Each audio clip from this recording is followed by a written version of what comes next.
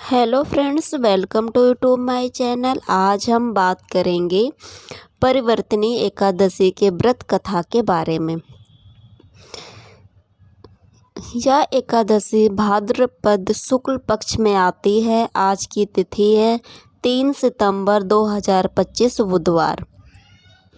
इस दिन का महत्व अत्यंत अद्भुत है। आषाढ़ शुक्ल एकादशी को भगवान विष्णु क्षीर सागर में योग निद्रा में जाते हैं और आज परिवर्तनी एकादशी के दिन वे करवट बदलते हैं, इसलिए इसका नाम है परिवर्तनी एकादशी।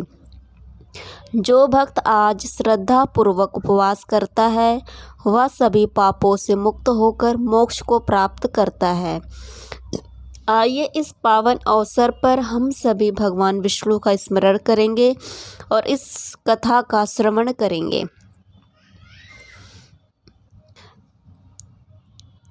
हम जानते हैं कि इस व्रत की विधि और महत्व के बारे में। दशमी तिथि को सात्विक भोजन करना चाहिए। एकादशी के दिन प्रातः काल स्नान करके स्वच्छ वस्त्र धारण करना चाहिए। भगवान विष्णु का पूजन करें। पीले पुष्प, तुलसी दल, दीपक और नैवेद्य अर्पित करें। पूरे दिन ओम नमो भगवते वासुदेवाय मंत्र का जाप करना चाहिए। यदि संभव हो तो रात्रि में जागरण करें और भजन कीर्तन करें। विशेष ध्यान देने वाली बात है कि इस वर्ष पारण का समय है 4 सितंबर 2025 को सुबह 10:18 से 10:19 के बीच।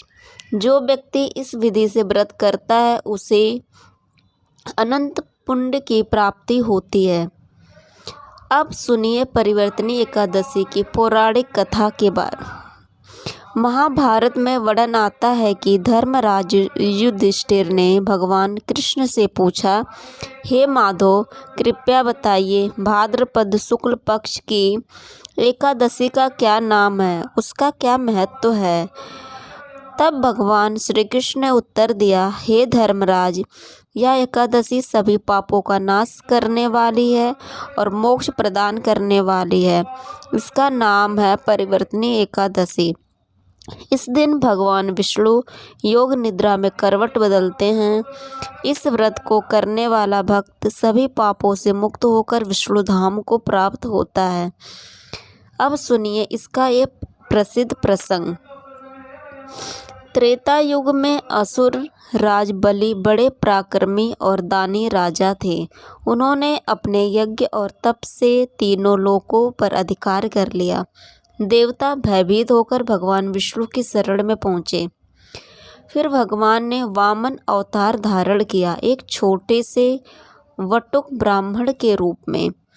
वे राजा बलि के यज्ञ में पहुँचे और विनम्रता से बोले, महाराज, मुझे केवल 3 पग भूमि चाहिए।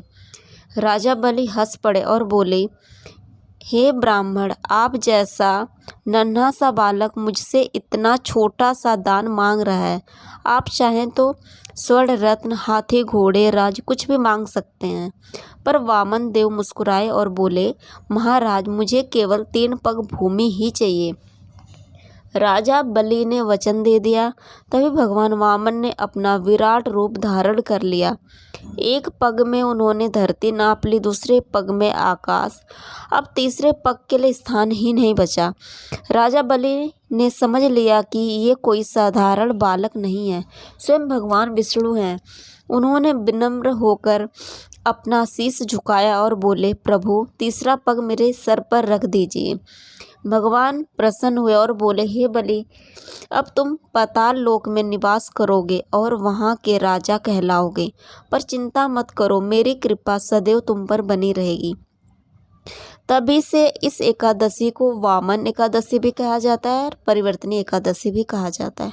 भक्तों, इस कथा से हमें यह शिक्षा मिलती है कि भगवान के सामने हमें हमेशा विनम्र और समर्पित होना चाहिए। दानशीलता और भक्ति से ही हमें उनकी कृपा प्राप्त होती है। तो मंत्र हम बोलेंगे, ओम नमो भगवते वासुदेवाय, ओम नमो भगवते वासुदेवाय।